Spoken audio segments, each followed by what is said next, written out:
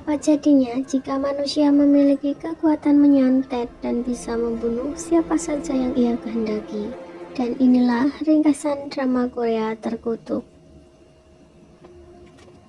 Im Ji-hye adalah seorang reporter harian Chongjin dan juga istri dari seorang polisi. Ia sedang berusaha mengumpulkan bukti dari suatu perusahaan informasi teknologi yang bernama Forest, yang dicurigai membunuh beberapa mantan karyawan yang di-PHK secara sepihak. Usaha Im Ji-hye ini membuahkan hasil. Ia bertemu dengan salah satu mantan karyawan Forest yang masih hidup dan mendapat izin dari orang tersebut untuk mendokumentasikan semua percakapannya. Selain itu, Im Ji-hye juga mendapat informasi dari sebuah pemilik akun yang mengaku mengetahui seluk-beluk si pemimpin perusahaan Forest. Im Ji-hye menjadwalkan janji temu dengan orang yang dimaksud. Kekecewaan tidak bisa disembunyikan dari wajah Im Ji-hye saat mengetahui orang yang mengajaknya bertemu adalah seorang murid SMA. Selain informasi yang diberikan di luar nalar, bocah itu juga mengatakan bahwa ia bisa membantu Im Ji-hye untuk membunuh orang dengan menyantet melalui barang pribadi, foto, dan tulisan aksara Mandarin. Im Ji-hye meninggalkan bocah itu dan mengancamnya akan melaporkannya kepada orang tuanya jika menghubunginya kembali. Im Ji-hye mempersiapkan semua bukti yang ia dapat untuk dipublikasikan. Namun karena perusahaan Forest menyuap senior Im Ji-hye, bukan berita negatif yang diluncurkan, namun sebaliknya perusahaan itu malah menuduh karyawan yang mendokumentasikan kesaksiannya kemarin telah membocorkan rahasia perusahaan melalui situs judi online. Pada akhirnya mantan karyawan tersebut bernasib sama dengan mantan karyawan yang lain.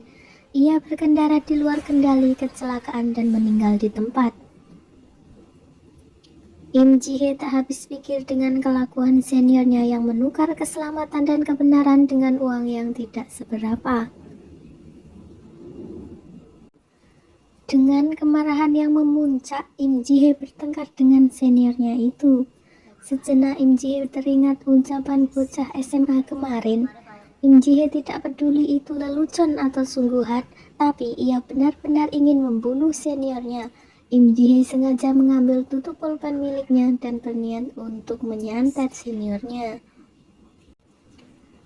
Scene beralih ke Im Ji-hye yang telah bertemu bocah SMA itu lagi. Dari pertemuan itu diketahui namanya adalah So-in. Tak banyak basa-basi, Im Ji-hye mengatakan pada bocil itu bahwa ia ingin sekali membunuh seniornya. So-in menggenggam tutup pulpen yang dibawa Im Ji-hye, menarik nafas dan meminta Im Ji-hye cepat pulang dan istirahat. Paginya jagat media digegerkan dengan kematian senior harian Chongjin yang tidak wajar dan mengerikan karena seluruh tubuhnya terpelintir. Saat investigasi ditemukan fakta bahwa Im Ji-hye adalah orang yang bertemu dengan senior harian Chongjin sebelum mati, dan Im Ji-hye harus ke kantor polisi sebagai saksi. Dalam kesaksiannya, Im Ji-hye menjelaskan bahwa musabab bertemunya dengan seniornya adalah membahas perihal berita yang dimuat di harian Chongjin. Im Ji-hye membela jika ia terlihat marah dalam rekaman CCTV karena ia tidak bisa menerima begitu saja berita yang dipublikasikan karena tidak benar adanya. Sepulang dari tugas, suami Im Ji-hye menemukan tutup pulpen milik senior harian Chongjin di kamarnya yang dibawa istrinya. Tanpa sedikit pun curiga, suami Im Ji-hye menyimpannya. Keesokan harinya, suami Im Ji-hye memberikan kepada rekannya untuk dijadikan satu dengan barang milik senior harian Chongjin yang telah diamankan di kantor polisi.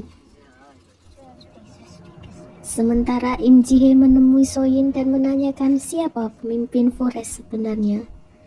So-in menjelaskan bahwa dahulu pemimpin Forest adalah orang yang berasal dari kampung halamannya. Saat Soyin masih kecil, pemimpin Forest meminta ritual mengusir kesialan kepada ibu Soyin yang kala itu ibunya adalah seorang dukun terkenal di kampungnya. Tapi ritual itu malah membuat pimpinan Forest kerasukan roh jahat. Untuk perusahaan Forest sendiri adalah perusahaan ITE seperti Instagram dan FB.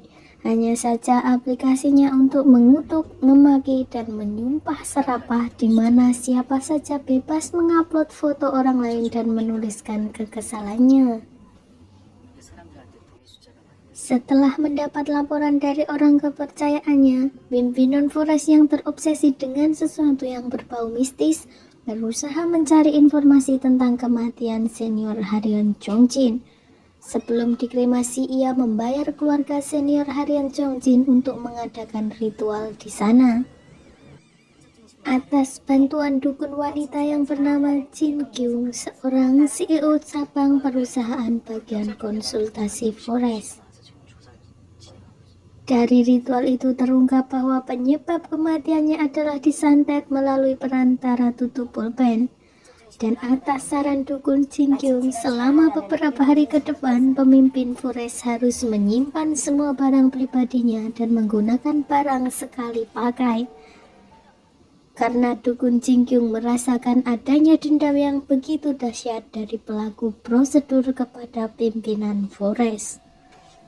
Juga untuk menemukan pelaku penyantetan adalah menemukan orang yang mengambil tutup pena tersebut. Malamnya saat bertemu dengan suaminya, Im Ji-hye mengaku bahwa ia telah melakukan prosedur penyantetan kepada seniornya menggunakan tutup pena. Im Ji-hye juga menceritakan semuanya tentang Soin. Suami Im Ji-hye yang tak percaya tahayul mengira istrinya sedang banyak tekanan dan malah menyarankan istrinya itu untuk cuti dan berlibur. Namun keesokan harinya suami Im Ji-hye shock saat mendapatkan kabar bahwa rekannya kemarin yang diminta mengembalikan tutup pena benar-benar dibunuh oleh pihak Forest secara brutal. Soin mendesak Im Ji-hye agar cepat membantunya melakukan prosedur penyantetan, karena jika tidak akan banyak lagi korban berjatuhan. Karena hukum negara dan juga polisi tidak akan bisa membuktikan jika pemimpin Forest melakukan kejahatan terhadap banyak orang. Dengan beberapa koneksi, Im Ji-hye berhasil mendapatkan pematik milik pimpinan Forest. Dan sebelum melakukan prosedur, Soin bercerita kepada Im Ji-hye bahwa dahulu saat Soin masih kecil, ibunya dibunuh oleh pimpinan Forest. Kemudian rumah dan jasad ibunya dibakar. Itu mengapa ia memiliki dasar dendam yang amat besar kepada pimpinan Forest. Namun prosedur santet tak berjalan seperti yang diharapkan. Dukun Jin Kyung telah mempersiapkan benda yang bisa mengembalikan kekuatan Soin, hingga Soin mengalami luka. Dan begitupun pemimpin Forest juga mengalami sedikit efek dari prosedur yang Soin kirimkan. Keesokan harinya pimpinan Forest dan Soin dirawat di rumah sakit yang sama. Saat di rumah sakit, Soin secara tidak sengaja mengenali dukun Jin Kyung. Dia ingat dukun itu juga terlibat pembunuhan ibunya.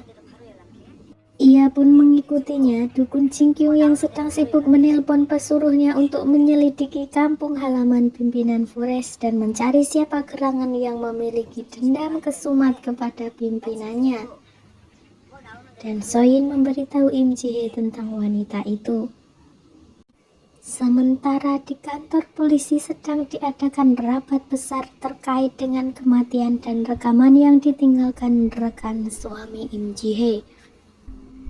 Dalam rekaman itu, seorang saksi menyatakan Forest terlibat dengan pembunuhan para mantan karyawan dan juga perusahaan Forest memanipulasi aplikasi. Namun karena belum adanya barang bukti, pihak polisi tidak bisa melakukan apa-apa. Saat semua polisi dipusingkan dengan bagaimana cara menangkap pihak Forest, satu dari anggota polisi tidak masuk kantor. Suami Im Ji-hye yang khawatir berkunjung ke kontrakannya. Keadaan di dalamnya sangat berantakan. Dia juga terlihat pucat dan tidak sehat. Dengan ketakutan ia bersujud di depan suami Im Ji-hye dan memohon, kemudian mengatakan bahwa dialah penyebab rekan suami Im Ji-hye dibunuh. Dia mengaku bahwa telah lama bekerja di bawah Forest, menjadi penjaga Forest. Dia juga yang memberitahu informasi pihak Forest bahwa yang mengembalikan tutup pena adalah rekan suami Im Ji-hye. Mulanya ia sama sekali tidak mengira jika hanya karena tutup pena rekannya akan dibunuh.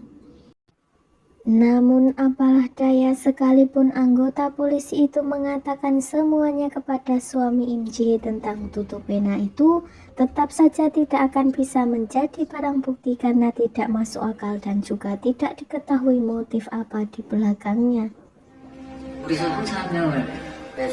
Suami Im Ji-hye menelpon Im Ji-hye memberitahu bahwa orang Forest menyuap salah satu anggotanya berkaitan dengan tutup pena dan memberi peringatan bahwa istrinya itu sedang dalam bahaya.